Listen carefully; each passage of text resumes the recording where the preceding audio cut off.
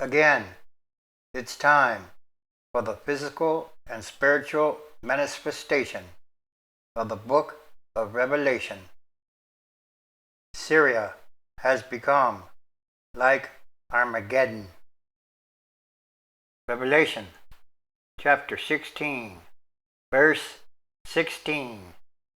And he gathered them together into a place called in the Hebrew tongue Armageddon. Speaking at the United Nations, President Barack Obama and President Vladimir Putin of Russia have affirmed the need for international cooperation, but those sentiments are undermined by profound differences on the nature of the Syrian crisis, differences that provide little hope for resolving a conflict that has killed more than 250,000 people. Mr. Putin's increased aggressiveness in Syria could result in a new era of Russian-American competition and a larger role for Russia in the Middle East. The announcement that Mr. Putin had reached an understanding with Iran, Syria, and Iraq to share intelligence about the Islamic State was the second time in recent weeks that the Obama administration was caught off guard by a Russian initiative. Before that, Mr. Putin had moved to bolster the weakened military forces of President Bashar al-Assad of Syria by pouring Russian tanks and combat aircraft into the country. Both Mr. Obama and Mr. Putin agree that the Islamic State, which is trying to establish a caliphate in Syria and Iraq, and has, by some accounts, grown to tens of thousands of fighters, is a major threat. Beyond that, their two visions are radically at odds, and each used his speech to blame the other for the catastrophic war and the refugee crisis it has unleashed. Mr. Putin said it was an enormous mistake to refuse to cooperate with the Syrian government and its armed forces, who are valiantly fighting terrorism face to face, conveniently ignoring the fact that Mr. Assad's main target has always been his domestic opposition, not the Islamic State. He portrayed Mr. Assad as a force for stability and said the only solution is to restore their statehood where it has been destroyed.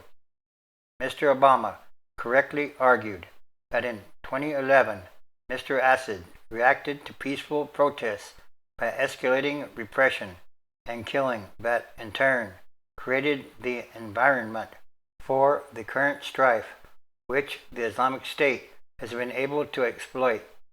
He said Mr. Assad and his allies cannot simply pacify the broad majority of a population who have been brutalized by chemical weapons and indiscriminate bombing, and Mr. Obama reiterated his call for a managed transition away from Mr. Assad to a more inclusive government. In theory, at least, there should be grounds for a political compromise.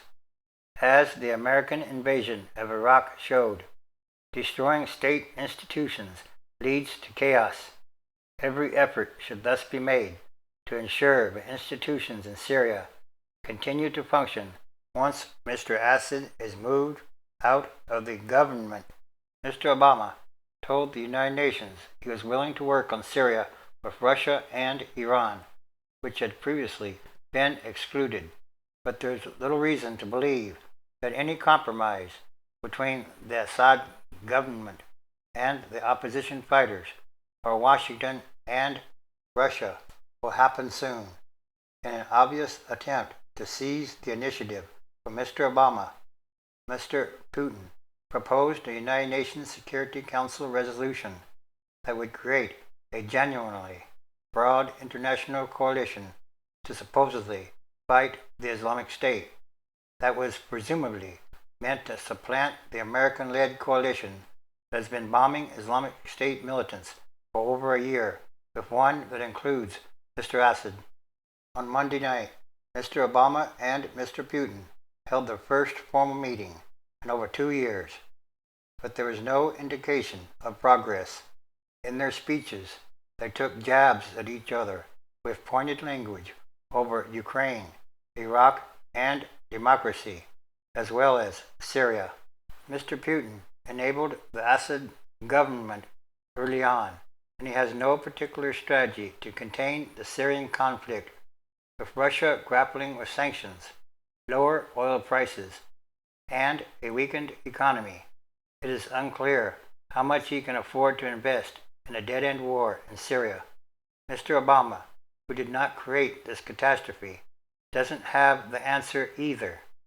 Bombing alone won't defeat the Islamic State, and American attempts to create a proxy force to do the ground fighting have failed miserably. In the meantime, millions of Syrians have been killed, maimed, or forced to flee to Europe, and countries of the region are being further destabilized by the endless violence. Yes, this is also another sign of the end of times as we know them, transition days, which is a time of extraordinary happenings, changes, and events. Because still, it's about what kind of world are we leaving to the future generations, and that should be a very important question to ask. Revelation chapter 16, verse 15. Behold, I come as a thief. Blessed is he that watches and keeps his garments, lest he walk naked, and they see his shame. 16. And he gathered them together into a place called in the Hebrew tongue Armageddon. 17. And the seventh angel poured out his vial into the air, and there came a great voice out of the temple of heaven from the throne, saying, It is done.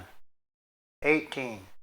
And there were voices, and thunders, and lightnings, and there was a great earthquake, such as was not since humans were upon the earth, so mighty an earthquake, and so great.